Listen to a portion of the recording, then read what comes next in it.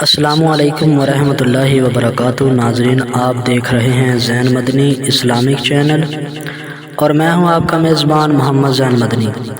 ناظرین، اس ویڈیو میں آپ کو حضرت عمر رضی اللہ تعالی عنہ کے قبول اسلام کے بتاؤں گا کہ انہوں نے اسلام کیسے قبول کیا، کیونکہ یکم محرم الحرام کو آپ کی شہادت ہوئی ہے، تو اس سے پہلے ہمارے لیے یہ جاننا ضروری ہے کہ ہم آپ رضی اللہ تعالیٰ عنہ کے قبول اسلام کے متعلق جانیں۔ آفتاب نبوت کو مکہ شہر میں اپنی کرنیں بکھیرتے ہوئے 5واں سال چل رہا تھا۔ عمر اس وقت 26 سال کے نوجوان تھے۔ رسول اللہ صلی اللہ علیہ وآلہ وسلم کی طرف سے مکہ کی وادی میں بلند ہونے والی توحید کی صدا عمر کے لیے ناقابل برداشت تھی۔ عمر کی طبیعت میں سختی تھی۔ جس کسی کے بارے میں معلوم ہو جاتا کہ وہ مسلمان ہو گیا ہے، عمر اس کے در پر عزار ہو جاتے۔ یہی حال ابو جہل کا تھا۔ مسلمانوں کو ان دونوں کی طرف سے شدید پریشانی کا سامنا کرنا پڑ رہا تھا۔ یہی وجہ تھی کہ رسول اللہ صلی اللہ علیہ وآلہ وسلم ان دنوں اکثر یہ دعا فرمایا کرتے تھے: اے اللہ، تو دین اسلام کو قوت عطا فرما۔ عمر بن خطاب یا عمر بن ہشام کے ذریعے اس ابتدائی وقت میں مکہ مکرمہ میں مٹھی بھر مسلمانوں کو مشرکین مکہ کی طرف سے جس قدر اذیت کا سامنا کرنا پڑ رہا تھا، اس چیز کو دیکھ کر رسول اللہ صلی اللہ علیہ وآلہ وسلم نے مسلمانوں کو ملک حبشہ کی طرف ہجرت کرنے کا مشورہ دیا، جس پر یکے بعد دیگر مسلمانوں کی 2 جماعتیں ملک حبشہ کی طرف ہجرت کر گئیں۔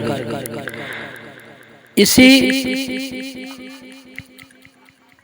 طرح حضرت عمر رضی اللہ تعالی عنہ نے اپنے عزیزوں میں سے ایک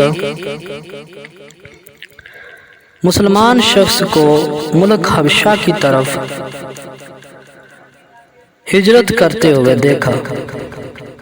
یعنی ایسے ایک موقع پر حضرت عمر رضی اللہ تعالیٰ نے اپنے عزیزوں میں سے ایک مسلمان شخص کو ہجرت کرتے ہوئے دیکھا جو ملک حبشہ کی طرف ہجرت کر رہے تھے، تو بہت حسرت سے کہنے لگے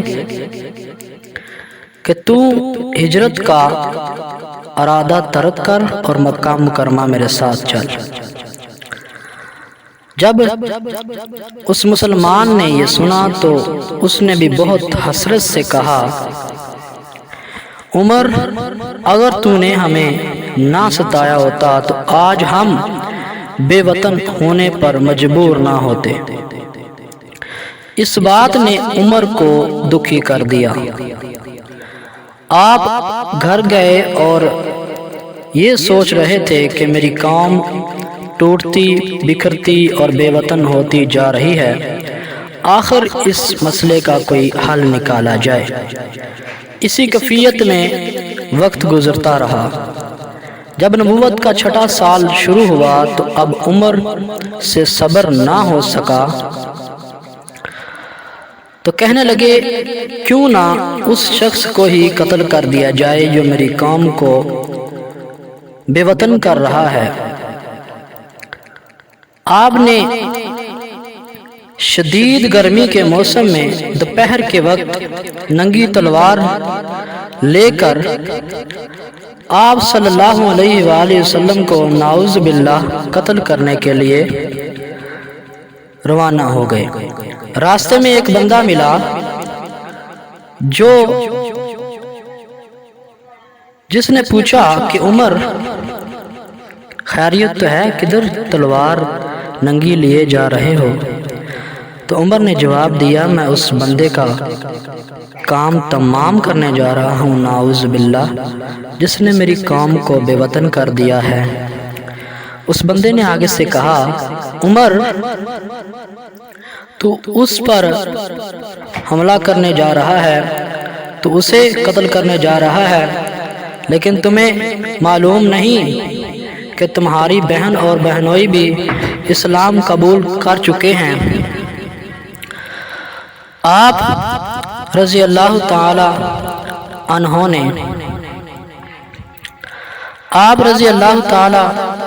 عنہ نے اپنا گھوڑا اب اپنی بہن کی گھر کی طرف دوڑایا، بہت غصے سے اپنی بہن کے گھر پر پہنچے اور اندر سے آواز آ رہی تھی قرآن پڑھنے کی۔ جب اندر داخل ہوئے تو بہن نے جلدی سے قرآن کو رکھا اور خاموش ہو گئی۔ جب اندر داخل ہوئے تو بہن سے پوچھا کیا تم مسلمان ہو گئی ہے؟ تو دونوں نے کہا ہاں عمر ہم دونوں مسلمان ہو گئے ہیں۔ تو حضرت عمر نے اپنی بہن کو مارنا شروع کیا تو بہن نے فیصلہ سنا دیا عمر تیرا مارنا مجھ پر کوئی اثر نہیں کر سکتا، میں اسلام قبول کر چکی ہوں، اب میں اسلام سے پیچھے ہٹنے والی نہیں۔ عمر نے سوچا کہ اس کلام میں کتنی تاثیر ہے، یہ اسلام کتنا مضبوط ہے کہ جو بندہ قبول کر لیتا ہے اس کو، جو بندہ کلمہ پڑھ لیتا ہے وہ چھوڑنے کا نام نہیں لیتا۔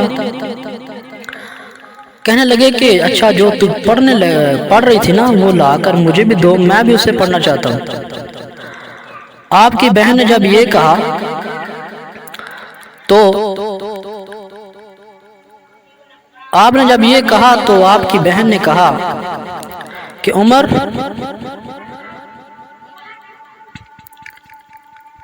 تو اس وقت ناپاک ہے، مشرک ہے، تو اس قرآن کو نہیں چھو سکتا، پہلے غسل کر کے آ پھر اس قرآن کو پڑھنا۔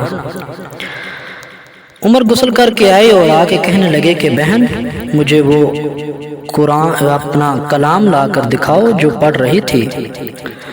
آپ کی بہن نے جب وہ کلام لا کر حضرت عمر کو دکھایا تو آپ نے پڑھنا شروع کیا تو آپ کے دل میں تبدیلی آتی گئی۔ جب آپ نے پوری قرآن کی آیات پڑھ لی جتنی اس چمڑے کے اوپر لکھی تھی، وہ پڑھ کے آپ کا دل بدل گیا۔ اب آپ فوراً نبی کریم صلی اللہ علیہ وسلم کی طرف دوڑے۔ آپ صلی اللہ علیہ وآلہ وسلم اس وقت دارالارقم میں موجود تھے، جہاں آپ صلی اللہ علیہ وآلہ وسلم اپنے صحابہ کو دین کی تعلیم دیتے تھے۔ حضرت امیر حمزہ بن عبد المطلب رضی اللہ تعالیٰ عنہ اس وقت نئے نئے مسلمان ہوئے تھے۔ جب انہوں نے دیکھا کہ عمر آ رہے ہیں تو کہنے لگے یا رسول اللہ اگر آج عمر غلط ارادے سے آیا تو میں اس کی گردن اتار دوں گا، اگر اچھے ارادے سے آیا تو پھر ٹھیک ہے۔ آپ نے فرمایا نہیں چچا اس کو آگے آنے دو۔ جب حضرت عمر نبی کریم صلی اللہ علیہ وآلہ وسلم کے پاس پہنچے تو پڑھنے لگے اشہد ان لا الہ الا اللہ واشہد ان محمدًا عبدہ ورسولہ۔ عمر نے اسلام قبول کر لیا تو دیکھا کہ مسلمان چھپ چھپ کے عبادت کرتے ہیں تو کہنے لگے کہ یا رسول اللہ کیا ہم حق پہ نہیں؟ آپ فرماتے ہیں ہاں عمر ہم حق پہ ہیں۔ تو حضرت عمر فرماتے ہیں کہ یا رسول اللہ پھر ہم چھپ کے نماز کیوں پڑھتے ہیں؟ یہ چھپ کے نماز کیوں پڑھ رہے ہیں مسلمان؟ تو آپ فرماتے ہیں عمر یہ مشرکین مکہ جو ہیں وہ ہمیں نماز نہیں پڑھنے دیتے، کعبۃ اللہ کے سامنے نماز نہیں پڑھنے دیتے۔ آپ فرماتے ہیں کہ میں جاتا ہوں آپ کے ساتھ، جس کی جرأت ہو وہ آج روک لے۔ حضرت عمر رضی اللہ تعالیٰ عنہ نے نبی کریم صلی اللہ علیہ وآلہ وسلم اور چند صحابہ جو وہاں موجود تھے ان کو ساتھ لیا اور کعبۃ اللہ کے سامنے جا کے نماز پڑھی۔ ایک طرف خود کھڑے ہو گئے، دوسری طرف امیر حمزہ کو کھڑا کر دیا اور کہنے لگے لوگوں आओ हमें रोको। जिसने अपने बच्चे यतीम करवाने हैं, जिसने अपनी बीवी बेवा करवानी है, वो आकर उमर को रोक ले। हम नमाज पढ़ रहे हैं। मुसलमानों ने बिला किसी खौफ के, बिला किसी डर के काबतुल्लाह का तवाफ भी किया और नमाज भी पढ़ी। उमर के आने से इस्लाम को कुव्वत मिली। ये सहाबा कराम रज़ी अल्लाह ताला अन्हु का कहना है कि उमर से पहले हम छुप कर नमाज पढ़ते थे। जब उमर आए तो हमें हौसला मिला, हमारे अंदर जज्बा पैदा हुआ। उमर के आने से इस्लाम मजबूत हो गया। ये मेरे नबी की दुआ की बरकत है। वाखिर दावाना अनिल हम्दुलिल्लाहि रब्बिल आलमीन। उम्मीद करता हूँ कि आपको ये समझ आ गया होगा। तो आखिर में वो कहूँगा कि मेरा चैनल सब्सक्राइब करें, लाइक करें और बेल आइकन पे क्लिक करें ताकि हर आने वाली नई वीडियो आप तक पहुँच सके।